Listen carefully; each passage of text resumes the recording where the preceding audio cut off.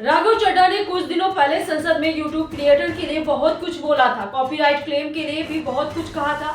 हम आपको सुनाने जा रहे हैं राघव चड्ढा ने जो यूट्यूब क्रिएटर और इन्फ्लुएंसर के लिए क्या कुछ कहा, आप सुने।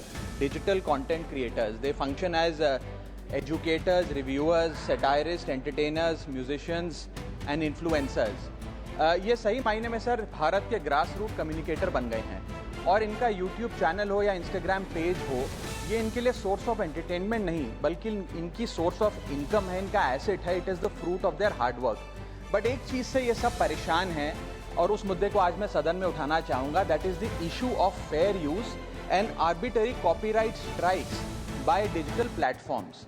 सर होता क्या है कि अगर एक कंटेंट क्रिएटर कुछ सेकंड, चंद सेकंड, 2-3 सेकंड के लिए कॉपीराइटेड कंटेंट को रीपर्पस करके कमेंट्री, क्रिटिसिज्म, पैरोडी, एजुकेशनल या न्यूज़ रिपोर्टिंग पर्पसेस के लिए यूज़ करता है, चाहे वो क्रेडिट देता हो, उसको इंसिडेंटली यूज़ करता हो, कॉपीराइट स्ट्राइक मारकर उसके जो उसकी यूट्यूब चैनल है, प्रॉपर्टी है या इंस्टाग्राम पेज है, उसे वाइप आउट कर दिया जाता है और उसकी सालों की मेहनत चंद मिनटों में समाप्त हो जाती है। Sir livelihoods must be decided by law and not by arbitrary algorithms.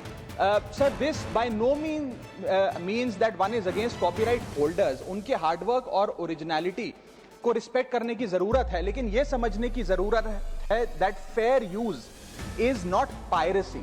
Fair use where sometimes the purpose of using this content is incidental or transformative must not tantamount to wiping out somebody's hard work. Sir, because innovation cannot grow in fear and creativity cannot survive under threat.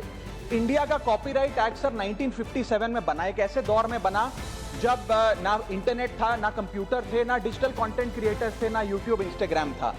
And this act lakhs the very definition of digital creators.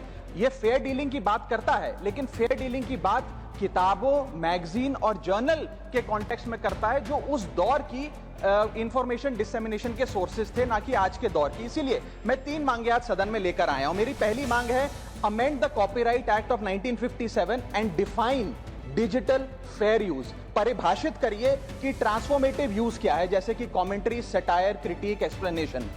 Define करिए कि incidental use क्या होता है, कि अगर background में audio visual चंद seconds के लिए चले तो वो इंसिडेंटल यूज है या पूरे कंटेंट को वो वाइप आउट करें। Proportionate use, educational use, public interest use and non commercial use की परिभाषा देने की आज आवश्यकता है। दूसरी मेरी मांग है sir, bring in the proportionality doctrine in copyright enforcement. कि बैकग्राउंड में मान लीजिए कुछ सेकंड के लिए कोई वीडियो और साउंड चला, उसका यह मतलब नहीं होना चाहिए कि कंटेंट क्रिएटर की सालों की मेहनत कुछ चंद सेकंड्स में समाप्त हो जाए।